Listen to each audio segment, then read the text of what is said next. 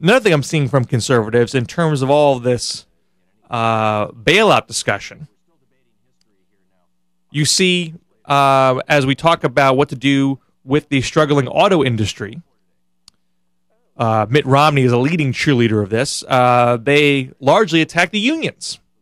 It's those union contracts, those fat union salaries that they have, that's adding so much cost to the cars. That's what needs to be taken care of. And they'll also probably throw in, well, the management needs to go too. And they need to have a new strategy to retool for the new future, which I would, I'd agree with.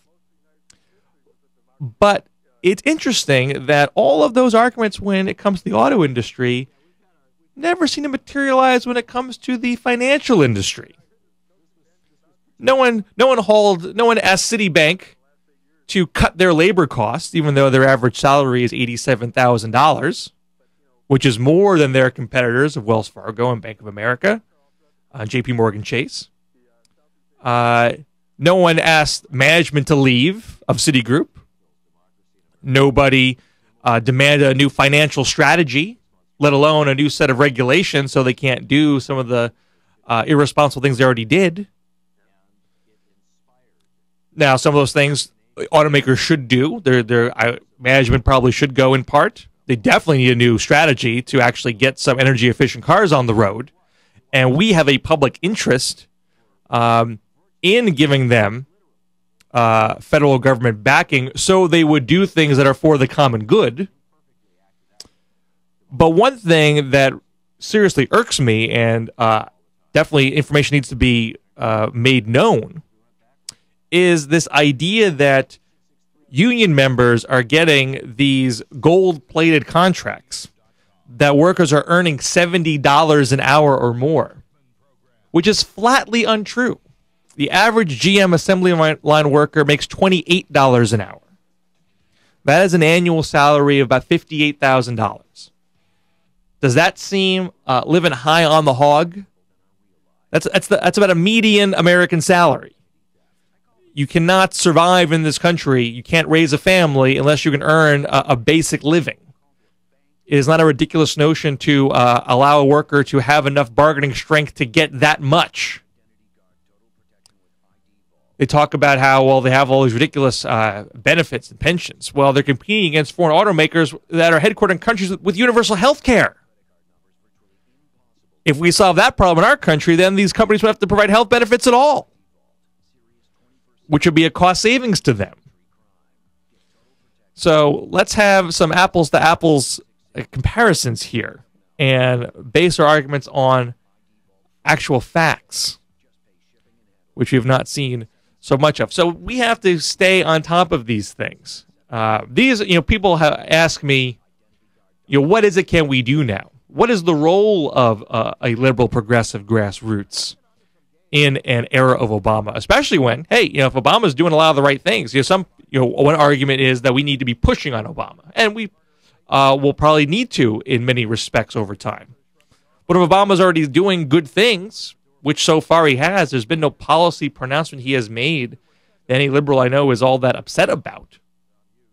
What do you do? Well, you can't expect the White House to be tracking every ridiculous right-wing BS argument 24/7.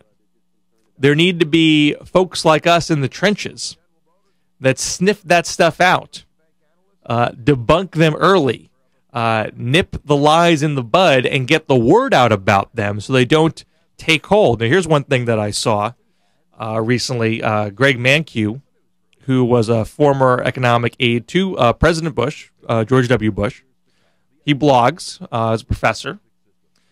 He took rumors of how big Obama's economic stimulus package is going to be as $700 billion, and divided it by the number of jobs Obama's claiming to create, 2.5 million, and said, well, this is $280,000 per job. That doesn't sound like a very wise use of government funds. Except that in all likelihood, and Obama hasn't, as I tape this, Obama has not made all the specifics of his plan known, but in all likelihood, such a number would not just be public investment in infrastructure would probably also include a lot of the middle class tax cuts that they want to do, which are not about creating jobs at all. That's about stimulating demand, putting more money in the pockets of people who are more likely to spend it, unlike the wealthiest in the country that have money to burn. But it's got nothing to do with creating jobs. So it's a ridiculous back-of-the-envelope calculation to make. But it would not surprise me if we hear the conservative media machine repeat that sort of thing ad nauseum for the next couple of weeks. So it's up to you and me to sniff that stuff out. Probably means reading more conservative blogs than you might want to do in a given day. You might have to watch a little Fox News. I know it's difficult to stomach. But we need to be monitoring these guys vigilantly. And that doesn't mean we have to be on the defensive all the time. But it means we need to make sure we stay on the offense. Don't let them get an upper hand in the battle of public opinion with false information. When we come back, the proposed Northampton panhandling ordinance as a sensible response to economic difficulties in the downtown, and what does it mean for folks outside of Northampton? What's going on in our fair city? And what are notable Americans giving thanks to? I have a super special secret list.